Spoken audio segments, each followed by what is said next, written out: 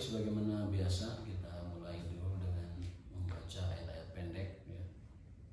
Sekaligus mungkin mengoreksi jika ada bacaan yang belum pas.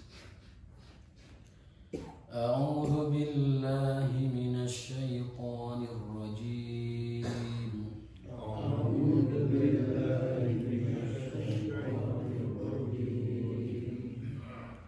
Bismillahirrahmanirrahim.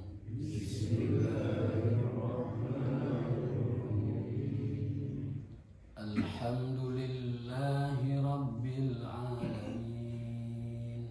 Alhamdulillahi rabbil alamin. Ar-Rahmanir Rahim.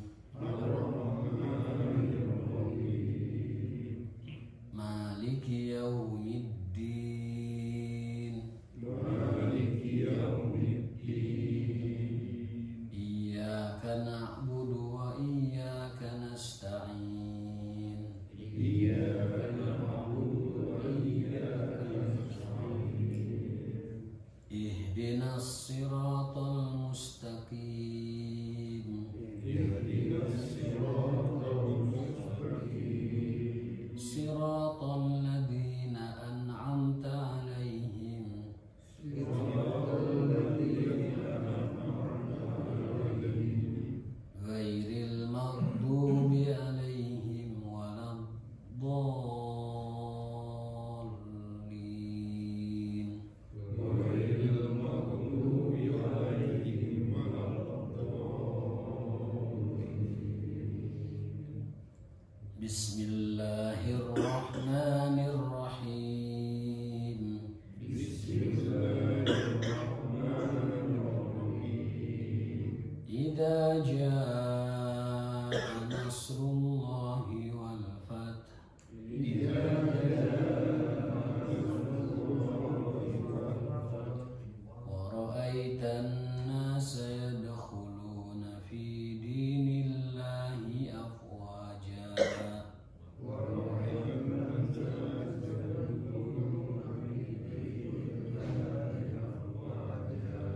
Fasabbih bihamdi rabbika wastaghfir.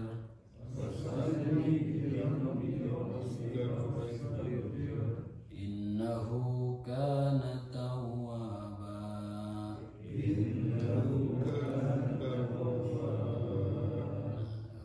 Hari ini mungkin catatannya adalah bahwa lagu itu nomor 2. Jadi bacaan kita jangan mudah lagu.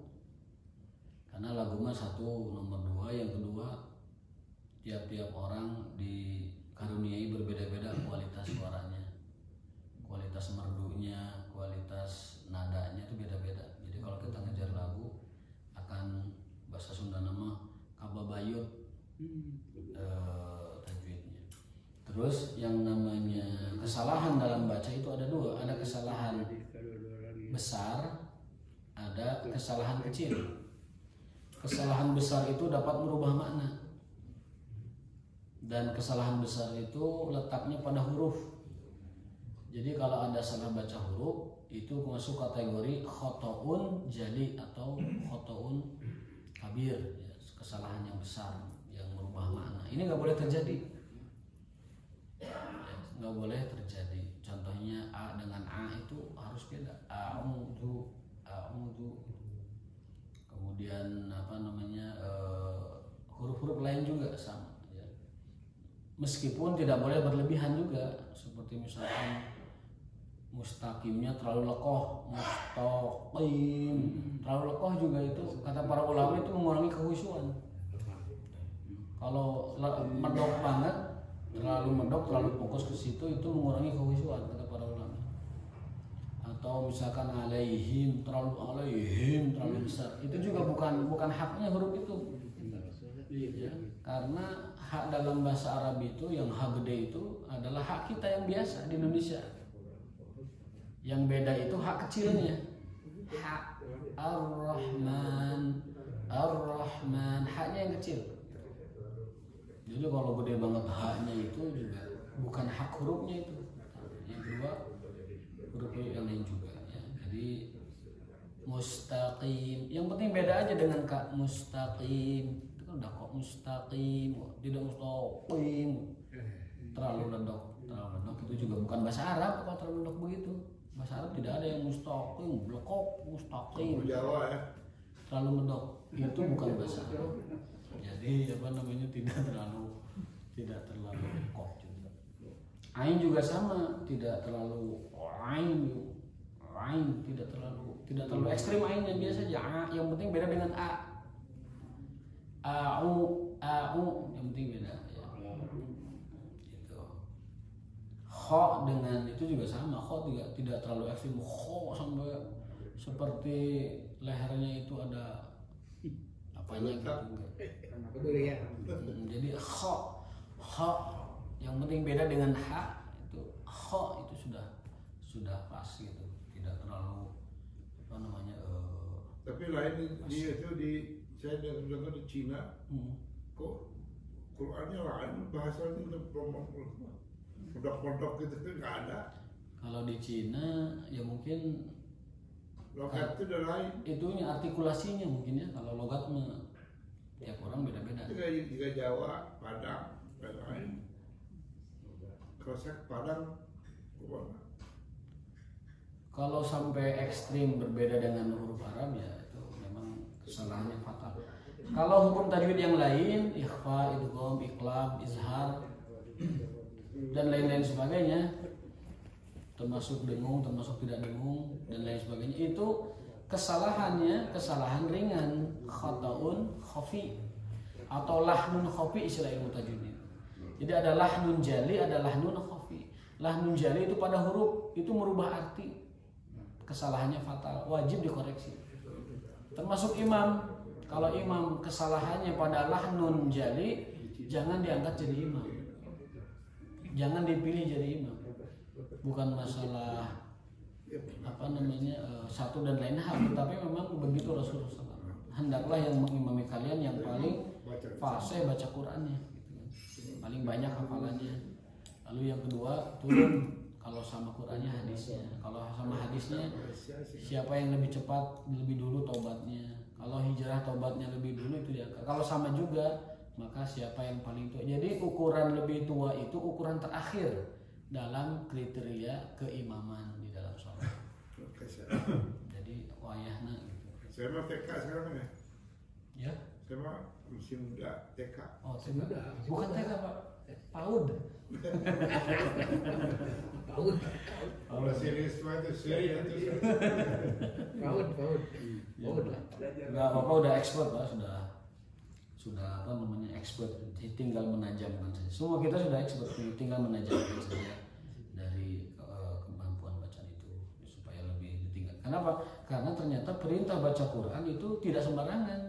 Tetapi perintah baca Quran itu perintahnya begini, warattilil Qur'ana tartila. Bacalah Quran secara tartil, kan gitu. Tidak dibiarkan suruh baca begitu aja, enggak. Baca Quran dengan tartil. Nah, tartil itu adalah, definisi tartil itu adalah apa? Yang pertama, memberikan huruf haknya dan memperhatikan hukum dan sifat-sifatnya. Sembari tadi memperhatikan tajwidnya juga. Tapi kalau dibanding huruf dengan tajwid, huruf lebih utama. Tajwid berikutnya. Jadi kalau tajwid belum pas nggak apa-apa, itu kesalahan kecil. Tapi kalau huruf itu harus pas, wajib pas, kesalahan besar kalau. Baik, kita lanjutkan kajian kitab Zadul Ma'ad kita ini ya. Masih bab tentang pernikahan, ini bagian-bagian akhir. Mudah-mudahan satu pertemuan berikutnya kita bisa ganti tema ya, ataupun ganti kitab ya. Masih ada sedikit lagi supaya lebih sempurna lah disampaikan. Nah, kita mulai. Bismillahirrahmanirrahim. Hukmu Rasulullah sallallahu alaihi wasallam fil li'an.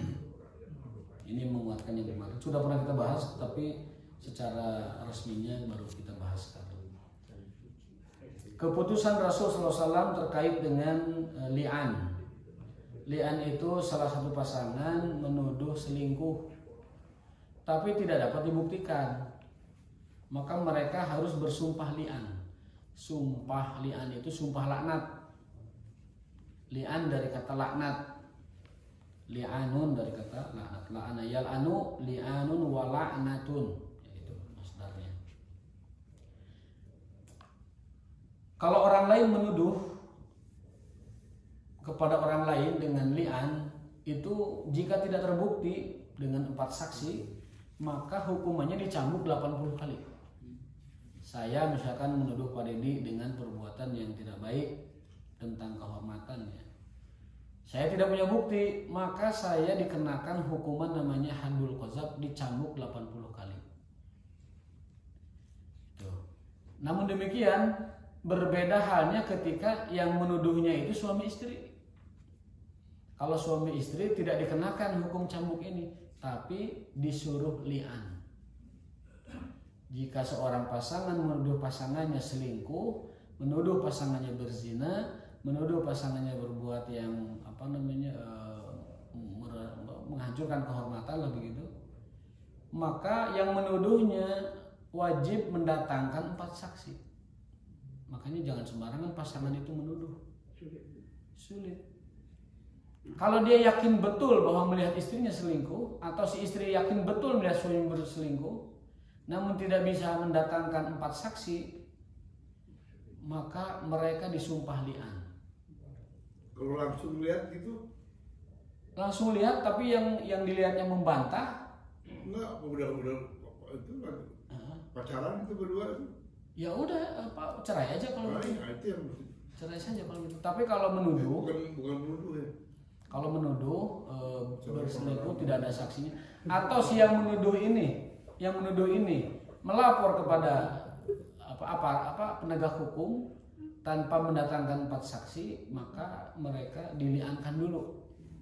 Ya, misalkan istri menuduh suami berzina, dibawa ke pengadilan, suami masih aja kekeh, bukan, saya tidak berzina, mungkin kamu salah lihat orang, mungkin mirip dengan aku. Misalkan. Kalau istri langsung melihat sendiri, walaupun istrinya melihat sendiri, kalau itu dipakai gugatan untuk menceraikan suaminya, itu si hakim meli'an dulu. Mana buktinya kamu melihat bahwa suami kamu berzina? Saya melihatnya sendiri. Iya, melihat sendiri. Mana saksinya? Kan yang namanya mengaku melihat sendiri itu bisa jadi klaim. Bisa jadi klaim sepihak. Saya misalkan menuduh istri melakukan hal seperti itu. Bisa jadi saya di depan hakim mengklaim begitu, padahal saya tidak melihatnya. Nah, supaya adil antara yang menuduh dengan yang dituduh, itu yang menuduh wajib mendatangkan saksi. 4 orang melihat langsung. Loh sulit, lah itulah sulit, makanya dili'an. Jadi pasangan yang tidak punya saksi untuk menuduh itu dikenakan sumpah li'an, dan itu hanya berlaku suami istri. Kalau bagi yang lain mah menuduh tanpa saksi, tanpa bukti, tanpa saksi, ya, itu dicambuk 80 kali. Ya, fajriduhu nasamani jaldah, cambuklah yang menuduh itu 80 kali cambukan. Ini saya akan bacakan kronologisnya ya. Dalam kitab Sahih Muslim dari hadis Ibnu Umar, anna fulan bin fulan. Ini karena ini aib, jadi nyebut orangnya fulan bin fulan supaya tidak diketahui oleh orang lain. Qala ya Rasulullah, ara'aita law wajada ahaduna imra'atahu ala fahishatin kaifa yasna? Ya Rasulullah, jika seorang suami melihat istrinya berbuat fahish, keji, ya berzina begitu, bagaimana pendapat Anda? Itu nanya laki-laki kepada Rasulullah. In takallama bi amrin azim wa in sakata ala misli dzalik. Fasakata Nabi SAW falam yujibhu. Nabi tidak menjawabnya. Nunggu wahyu. Apa ini keputusan Allah terkait ini gitu. Falamma kana ba'da dzalika atahu faqal. Beberapa waktu berselang, orang itu datang lagi. Innal ladzi sa'atuka anhu qad ubtulitu bihi ya Rasul. Yang waktu itu saya ceritakan terjadi sama saya. Terjadi sama saya. Jadi kita boleh menerangkan aib kita kepada orang yang dipercaya bisa menyelesaikan masalah. Ya Rasul, apa yang saya ceritakan itu terjadi sama saya. Fa anzalallahu azza wa jalla haula'il ayat, maka turunlah ayat-ayat Allah Subhanahu wa taala dalam surat Nur ayat 6. Walladzina yarmuna azwajahum wa lam yakun lahum syuhada illa anfusuhum, dan orang-orang yang menuduh pasangan mereka berbuat zina sementara mereka tidak punya saksi, 4 orang itu, kecuali mereka sendiri ngaku lihat, ngaku menyaksikan, ngaku ngegerebek, ngaku mendapatkan. Fasyahadatu ahadihim arba'u syahadatin billah, wajib mendatangkan 4 saksi, wajib 4 saksi. Innahu laminas shadiqin, bahwa dia benar-benar melihatnya, jujur dan benar melihatnya. Wal khamisatu anna la'natallahi alaihi in kana minal kadzibin, maka sumpah yang kelimanya itu laknat pada dia. Jadi sumpah 4 kali bahwa aku bersaksi melihat dia berzina sampai 4 kali, lalu yang keempatnya, jika aku salah aku kena laknat. Itu sumpahnya begitu. Wa yadra'u anhal adzaba an tashhada arba'a syahadatin billah innahu laminal kadzibin. Ya, bersumpah 4 kali bahwa dia berbuat zina, dan sumpah yang kelimanya adalah aku kena laknat kalau jika aku salah. Wal khamisata anna ghadaballahi 'alaiha in kana minas shadiqin. Kalau dia benar, istri yang kena laknat. Kalau saya yang salah, saya yang kena laknat. Begitu. Fatalahunna alaihi wa a'adhuhunna wa dzakarahu wa akhbarahu an adzab dunya ahwanu min adzabil akhirah. Rasul ingatkan, hati-hati kamu nuduh azab akhiratnya pedih, azab akhiratnya pedih, dan azab dunia juga lumayan berat. Maksudnya hukuman dunia juga berat gitu. Meskipun hukuman dunia lebih ringan daripada azab akhirat. Qala la, tidak ya Rasul, saya benar-benar bersaksi, saya kenyataan kejadian ini, bukan dusta. Jadi orang ini maksa betul-betul melihat istrinya berzina gitu. Betul-betul melihat istrinya itu berbuat salah. Walladzi ba'atsaka bil haqq, demi Allah yang mengutusmu dengan kebenaran, maka kadzabtu 'alaiha, saya tidak berdusta atas tentang dia gitu. Saya tidak berdusta. Summa da'aha fa wa'adhaha wa dzakaraha wa akhbaraha anna adzab dunya ahwan min adzabil akhirah. Rasul ingatkan lagi, hati-hati kamu nuduh ya. Kalau kamu salah nuduh, hukuman dunianya berat, hukuman akhiratnya juga lebih dahsyat. Disiksa nanti di akhirat kalau nuduh palsu gitu. Qalat la, tidak ya Rasul, demi yang mengutusmu dengan kebenaran. Innahu lakadzibun. Nah, perempuan ditanya juga, apakah betul tuduhan suamimu? Lah ya Rasul, dusta dia Rasul. Innahu kadzib, suamiku berdusta, memfitnahku, aku tidak pernah berzina. Tuh, suaminya ngotot, istrinya ngotot. Apa solusinya dong? Ya lihat. Fasyahida arba'a syahad, wanita itu pun istrinya itu bersaksi juga 4 kali bahwa aku jujur, aku benar, aku bersih, sampai 4 kali. Yang kelimanya, jika aku salah aku kena laknat. Jadi suami yang nuduh bersumpah 4 kali, yang kelimanya kena laknat. Istri yang membantah juga bersumpah 4 kali, yang kelimanya adalah kena laknat jika salah. Saksi itu maksudnya saksi apa? Saksi itu 4 orang yang melihat kejadian itu secara kasat mata. Kalau nggak ada, ya nggak berlaku tuduhan. Kalau kita lihat sendiri gitu. Bahkan harus ada 4 saksi. Misalnya gini, saya menuduh seseorang berzina. Ada kejadian begini. Di zaman Umar bin Khattab, ada orang yang melaporkan perzinahan kepada Khalifah. Ya Amirul Mukminin, saya melihat ada tindak pidana perzinahan. Baik, kamu punya saksinya? Punya, datangkan. Didatangkan 4 orang saksi. Yang satu bersaksi, bersumpah demi Allah, wahai Khalifah, wahai Amirul Mukminin, saya melihatnya. Anunya masuk ke anunya. Sumpahnya itu, saksinya itu harus betul-betul melihat. Saksi berkualitas gitu loh, saksi yang kredibel. Aku melihat zakarnya masuk ke farjinya. Dan aku melihat laki-lakinya itu, perempuannya itu. Oke, clear. Yang satu, kamu, saya bersumpah melihat kejadiannya seperti yang diceritakan oleh temanku ini. Ketiga sama. Yang keempat ragu, Pak. Wahai Tuan Amirul Mukminin, saya tidak melihat masuknya. Saya cuma lihat si kaki perempuan dina tak-tak lalakina. Tak-tak perempuan di atas pundak laki-laki. Itu kan sebenarnya terjadi. Tapi tidak melihat masuknya. Berat nuduh zina itu berat pisan. Makanya kalau dia salah tuduh dicambuk 80 kali. Kalau suami istri diceraikan selama-lamanya. Namanya li'an.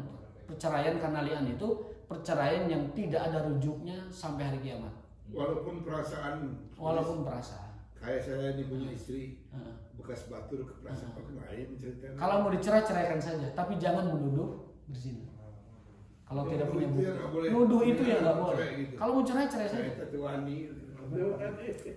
Kalau mau cerai, misalkan saya punya asumsi, punya anggapan, punya firasat ini istri saya sudah selingkuh, ceraikan saja. Tapi kalau menuduh ada konsekuensi lain. Menuduh siapapun bahkan istrinya di dalam Islam itu pidana qazaf namanya. Jinayah.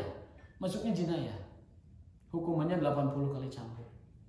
Kita teruskan ceritanya. Nah, 3 orang tadi bersaksi, wahai Tuhan, saya melihat masuknya dan saya tidak ragu bahwa 2 orang ini itu laki-lakinya, itu perempuannya. Yang keempat ini ragu, Tuhan, saya melihat memang laki-laki dan perempuannya, tapi teu ningali masukna. Tak-takna hungkul ada kaki wanita, bahkan dikuatkan seperti telinga keledai. Jadi si laki-lakinya itu seperti ada telinga keledai, itu teh kaki wanitanya maksudnya. Sampai dikuatkan begitu. Saya melihat di atas pundak laki-laki itu telinga keledai, seperti telinga keledai. Berarti kan sebenarnya kejadian, tapi nggak lihat masuknya. Mohon maaf, ini cerita agak vulgar, tapi penegakan hukum dalam Islam begitu. Itu kalau nuduh ya. Kalau nuduh. Apa kata Umar, keputusannya dibatalkan. Dan yang nuduhnya itu dicambuk 80 kali. Tuduhan kamu tidak berkualitas, dicambuk 80 kali. Empat-empatnya. Yang menuduhnya saja. Kalau yang ini ikut menuduh ya kena juga. Yang ini ikut menuduh kena juga. Cambuk semua. Langsung cerai aja, tapi mikir budak kumaha masalah apa. Nah, itu kalau sudah implementasi sosialnya kasustik beda-beda tiap orang. Jadi apa namanya? Aduh, saya mah mau cerai ya. Mau cerai kumaha. Ya itu tadi. Jadi perkara selingkuh satu masalah, perkara nuduh masalah yang lain gitu. Kalau yakin istri selingkuh udah ceraikan saja. Tapi kalau menuduh berzina itu ada babnya sendiri gitu, ada hukumannya sendiri. Jadi tidak sembarangan. Maka kalau ada di media atau di entertainment tentang tuduhan selingkuh, tuduhan berzina, kita jangan ikut-ikut menyebarkannya. Kalau kita ikut menyebarkannya, tidak punya 4 saksi kredibel, maka kita bukan layak bahkan wajib dikenakan haddul qazaf, cambuk 80 kali. Itulah Islam menjaga kehormatan. Maka sampai hari ini, sejauh penelitian saya dan kata guru-guru besar saya di Timur Tengah itu, tidak pernah dalam sejarah Islam 1448 tahun ada penerapan hukum rajam karena pembuktian. Belum pernah. 1500 tahun hampir penerapan hukum rajam dengan pembuktian belum pernah terjadi. Karena hampir mustahil Pak pembuktian itu. Nuduh orang kita punya saksi 4 itu hampir mustahil. Kalau itu terjadi berarti itu perzinahan di tempat umum. Kalau terjadi berarti perzinahan di tempat umum. Ditinggali ku sararea. Dan nggak mungkin kalau ada orang berzina yang lain tuh, kadiu, tinggali, nggak mungkin juga. Arintipan. Sementara dalam Islam tidak boleh mengintip aib orang kan. Kemudian 4 saksi ini harus kredibel, harus orang soleh, bukan orang yang biasa berbohong, yang akhlaknya baik. Itu juga hampir mustahil. Orang-orang baik, orang-orang soleh ngalalajoanan itu hampir mustahil juga. Tat kadarnya. Orang soleh orang mau gitu-gitu. Mana mau gua mau lihat ngapain gitu. Aib juga kan buat apa. Nah, yang pernah terjadi hukuman rajam itu adalah apa? Pengakuan, ikrar. Ada perempuan maksa, ya Rasulullah, sucikan aku telah berzina. Tahirni fa inni qad zanaitu, ya Rasul, sucikan aku karena aku sudah berzina. Apa yang pertama Rasul lakukan? Berpaling dulu. Apa-apaan kamu ngaku begitu? Maksa wanita itu ingin disucikan, nggak mau bawa beban ke akhirat lah. Ceritanya begitu. Padahal dengan taubat saja, taubatan nasuha, menyesali, kemudian beristighfar, minta ampun pada Allah, Allah terima taubatnya insya Allah. Tapi ini perempuan ini maksa yang disucikan. Bentuk pengakuan itu ke siapa? Bentuk pengakuan ya ke Allah saja, istighfar, bertaubat kepada Allah. Bagi yang pernah diuji dengan maksiat besar seperti itu, bertaubat, taubatan nasuha kepada Allah, dan perbanyak kebaikan, mudah-mudahan itu menutup kesalahannya. Amin. Amin ya rabbal alamin. Nah, yang kedua, wanita datang lagi, ya Rasulullah, sucikan aku benar-benar. Kata Rasulullah apa yang kedua? Tadi kan di berpaling gitu, suruh pulang. Kamu nggak apa-apaan ngomong gitu. Balik. Yang kedua datang lagi, maksa, merasa belum puas mungkin karena ingin menyucikan diri. Sama Rasul ditanya, mungkin kamu baru pegangan tangan? Enggak ya Rasul. Wah, paling kamu baru peluk-pelukan. Mungkin kamu baru cium-ciuman. Kalau pada diri terus gesek-gesekan, terus digusak-gesek gitu. Rasul terus berpaling, nggak mau gitu. Maksud Rasul nggak mau berpaling itu, tidakkah dia mau menarik pengakuannya dan bertaubat saja kepada Allah? Tidakkah perempuan ini menghentikan laporannya dan bertaubat kepada Allah dan tidak usah menceritakan itu kepada pemimpin atau penegak hukum? Rasul yang inginkan begitu, udah usah ngaku, udah taubat saja kepada Allah. Kalau semakin diaku, semakin ulil amri berkewajiban menegakkan hukum, kan begitu. Kalau pidana zina itu kasusnya sudah naik ke ulil amri wajib menegakkan hukumnya jika terbukti, kan begitu. Makanya Rasul berpaling dulu, saya nggak mau, pulang aja, jangan diaku masalah ini, kalau bahasa kita begitu. Sampai orang wanita tersebut mengakui bahwa saya bukan hanya remas-remasan, bukan hanya itu bahasa hadis itu au gomasti, mungkin kamu baru remas-remasan saja. Au qabalti, mungkin kamu baru cium-ciuman saja, mungkin dengan segala macam. Betul. Akhirnya datang lagi suatu hari bawa perutnya yang buncit. Ini hasilnya. Kata Rasulullah, kamu suruh lahir dulu, anakmu lahir anaknya di bawah masih kecil. Ya Rasul, ini anak saya. Biarkan gede, kalau nggak salah sampai 4 atau 5 tahun ya, baru penegakan hukum itu dilakukan. Andaikan saat itu dia tidak mau dikubur, menolak, itu pasti diterima oleh Nabi. Berarti dia menarik pengakuannya. Bahkan dia ketika mau dieksekusi mengatakan, berhenti, saya tarik pengakuan saya, itu wajib dibebaskan. Tidak boleh dikejar hukuman itu, wajib dibebaskan karena dia mencabut pengakuannya. Jadi berat sekali Pak pembuktian dan pelaksanaan hukum seperti itu ya. Kembali ke tema kita, tidak boleh seorang muslim menuduh muslim yang lain, bahkan istrinya sekalipun, berbuat zina, karena konsekuensinya besar. Ada hadis bismillahirrahmanirrahim, hadisnya al-muslim alal muslim, muslim dari muslim yang lain haramun maluhu wa damuhu wa irduhu. Muslim dengan muslim yang lain, al-muslimuna haramun, muslim itu dengan muslimnya haram, apanya? Darahnya, kehormatannya, dan hartanya. Dalam hadis lain kedatangan haji wada, bahwa kalian kaum muslimin, inna dima'akum wa amwalakum wa a'radakum haramun alaikum, sesungguhnya darah kalian, kehormatan kalian, dan nyawa kalian haram atas satu sama lain. Haram.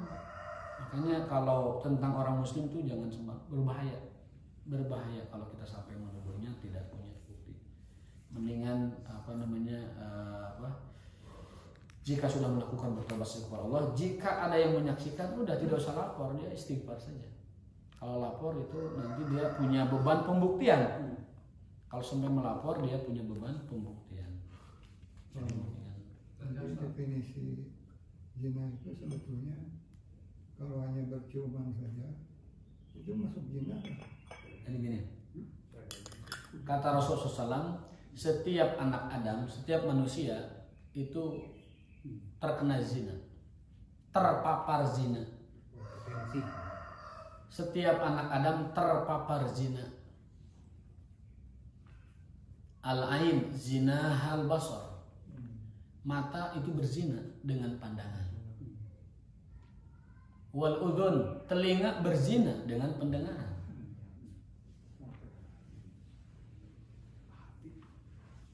Wal qalbu, hati juga berzina dengan apa? Menghayalkan, membayangkan segala macam. Wa yusaddiqu hal farju, dan pembuktian zinanya dengan kelamin. Jadi mata itu berzina, tapi zina kecil, pandangan. Telinga itu berzina, mendengar, zina kecil. Hati juga berzina dengan menghayal. Pikiran juga berzina dengan memikirkan. Wa yusaddiquha, dan ditasdiknya, dibuktikannya dengan zina kelamin. Jadi kalau definisi zina secara umum, tadi pandangan itu zina, pendengaran itu zina, hati itu zina, pikiran juga zina. Tetapi zina secara fikih, secara hukum adalah idkhalu al-hasyafah fi farjil mar'atil muharramah. Memasukkan apa itu zakar ke dalam farji wanita yang haram. Itu definisi zina secara fikih. Idkhalul hasyafati au idkhalu hasyafati dzakari fi farjil mar'atil muharramah. Itu definisi zina secara syar'i. Oh iya. Di dalam masyarakat kan ada yang harus dicegah. Ya. Itu biasanya suka dilakukan penggerebekan. Ya. Dan itu pernah terjadi, saya masih ingat dulu. Sering. Karena ada kejadian, kebetulan itu termasuk tokoh pimpinan masyarakat setempat. Iya. Tapi itu membuktikan susah. Iya, membuktikan susah. Pada suatu saat Digerebek. masuk ke dalam kamar, kemudian dilakukan penggerbekan. Sehingga dipanggil lagi tokoh yang lebih atas datang pada situ. Kenapa? Kalau itu dibiarkan, itu kan budaya berubah. Ya. Seolah membolehkan di penginapan itu tempat terjadi ini. Ya. Tapi gimana dalam Islam? Nah, aksi seperti itu tujuannya itu preventif supaya tidak terjadi potensi zina itu tidak terjadi begitu. Maka di penginapan itu selalu dilakukan razia, sidak oleh ulil amri, itu sah-sah saja. Tetapi untuk pro yudistia penegakan hukum yang ingin menegakkan hukum, baik itu aparat ataupun dari pelaporan, itu wajib punya itu saksi. Prosedur hukumnya itu atau hukum formilnya harus punya saksi, walaupun secara material sudah jelas zina gitu. Tapi pembuktiannya di pengadilan itu harus ada formilnya. Apa? 4 saksi, mungkin dikuatkan dengan tes DNA, mungkin dikuatkan dengan visum dan sebagainya. Tetapi hal-hal semacam itu bukan pembuktian primer dalam Islam. Bahkan CCTV, syariah tidak mengakui pembuktian dengan CCTV. Untuk pro yudistia tadi, untuk penegakan hukum dalam hukum fikih, dalam hukum syariah atau qada syar'i dalam mahkamah syariah tidak menerima pembuktian dengan CCTV. Ya. Tetapi CCTV bisa jadi bukti awal atau bisa jadi bukti penguat sekunder untuk menguatkan pembuktian utamanya itu, alat bukti utama itu jadi bisa dikuatkan. Tapi tidak boleh mendalilkan tuduhan itu dengan CCTV, tidak diterima dalam Islam. Jadi ada pembuktian syar'iyah, ada pembuktian yang sifatnya itu penguat gitu. Nah, bahkan DNA tidak bisa dijadikan sebagai bukti pembuktian hukum secara syariah. Kenapa? Karena teknologi manusia itu ada ketidaksempurnaannya. Kami kemarin ya. Bisa jadi ada teknologi itu tidak ada yang sempurna. Bahkan CCTV secanggih apapun itu resolusinya dapat diintervensi oleh orang yang lebih ahli, Pak. Banyak video beredar, ternyata itu adalah editan oleh profesional, oleh ahli yang hampir identiknya itu 90 sekian %. Editan. oleh orang yang ahli itu bisa nyari sempurna itu. Sampai yang meneliti digital forensiknya itu kemampuannya di bawah dia, nggak bisa meneliti lebih kuat dari itu. Yang pertama, yang kedua, DNA juga sama. Bisa jadi ada kesalahan dalam pemeriksaan lab DNA. Bisa jadi orang yang memeriksanya nundutan, atau bisa jadi orangnya ada kepentingan, atau bisa jadi disogok orangnya gitu. Sangat. Jadi itu hanya bukti penguat dan bukan bukti utama. Jadi tema kita hari ini adalah hukum menuduh pasangan, ya, itu tema asal, hukum menuduh pasangan. Jadi kesimpulannya kurang nggak usah selingkuh lah, capek. Oh ya jangan Capek. satu capek, yang kedua juga Capek urusan apa? dosa besar juga. Mau mengurusi Allah tuh. Dosa besar. Ya, jadi selingkuh. Hanya saja hukum tuduhan ini qazaf namanya, ada beda antara qazaf antara suami istri dengan qazaf orang selain suami istri. Kalau qazaf terjadi sama suami istri, maka jalan hukumnya itu adalah li'an, diceraikan selama-lamanya. Sebelumnya disumpah anak dulu. Tapi kalau qazaf ini terjadi antar orang lain yang bukan suami istri, maka ancamannya hukuman qazaf atau dicambuk 80 kali. Gitu. Jadi kehormatan muslim itu luar biasa, sangat dimuliakan di dalam Islam, sampai tidak boleh ada yang. Nah, kita lanjutkan tadi ya. Setelah mereka saling, si laki-laki ngotot bahwasanya saya yakin demi yang mengutusmu dengan kebenarannya, demi Allah maksudnya. Ya Rasulullah, demi Allah saya bersaksi istri saya berzina, fahisyah, berbuat keji. Si istri juga ngotot, demi Allah saya tidak berzina, dusta itu suami saya. Oh gimana kalau sudah gitu Pak? Iya demi Allah, iya demi Allah. Iya nuduh, iya nolakan begitu. Sumpah. Dalam kitab Sahihain Bukhari Muslim, qala Rasulullah SAW lil mutala'inain. Lalu Rasul memutuskan untuk yang saling melaknat tadi, hisabukum ma'allah. Allah tahu.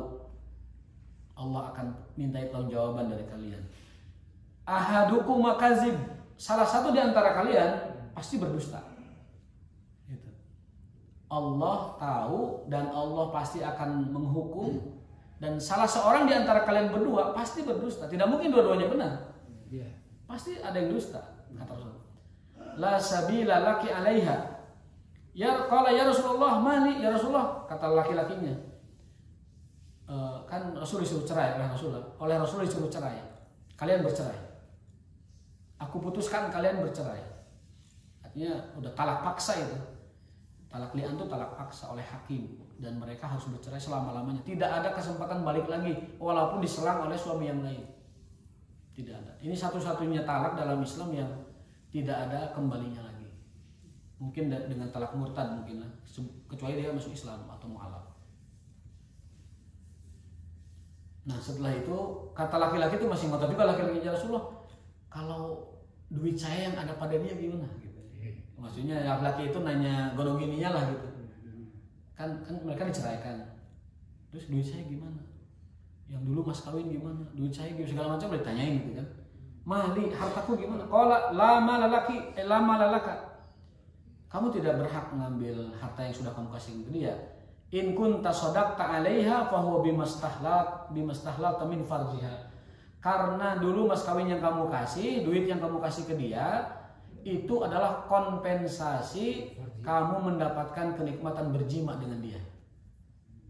Jadi mas kawin dan nafkah dari suami itu sama dengan atau kompensasi dari hubungan seksual.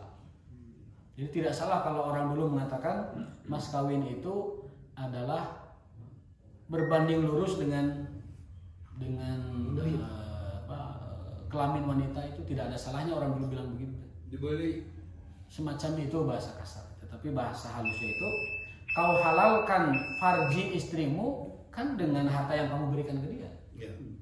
Kan begitu. Jadi maksudnya kamu tidak berhak ngambil itu lagi sama istri kamu, kan sudah kamu ambil itu manfaatnya, ya kan? Bahasa kasar sudah kamu pakai atau istrimu kan. Jadi jangan diambil lagi. Wa in kunta kadzabta 'alaiha fa huwa ab'adu lakan. Apalagi kalau kamu dusta. itu lebih nggak berhak lagi kamu ngambil jatah kamu itu.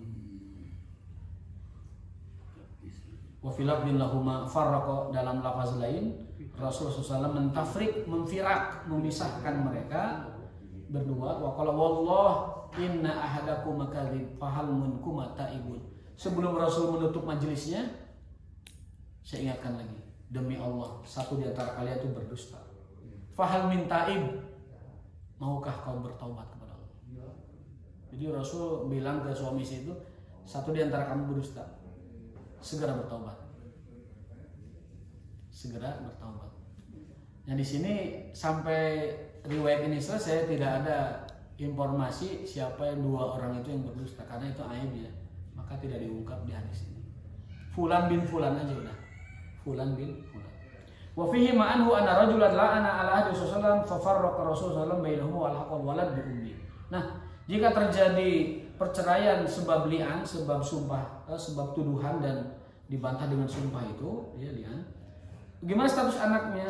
Nah, Rasulullah SAW memberikan hak asuh anak tersebut bi ummihi kepada ibunya. Jadi dalam kasus ini terjadi perceraian karena li'an, anak yang masih kecil itu oleh Rasul diserahkan kepada ibunya.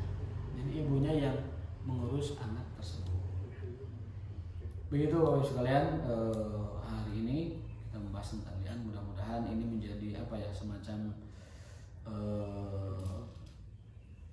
semacam kehati-hatian, jangan sampai kita dan keluarga kita juga pahamkan kepada anak-anak kita yang akan menikah, cucu-cucu kita yang akan menikah, bahwasanya pernikahan itu adalah misaqun ghalidh, perjanjian agung, maka melanggar pernikahan juga sesuatu yang besar, termasuk saling menuduh suami istri. Itu bukan perkara gampang itu.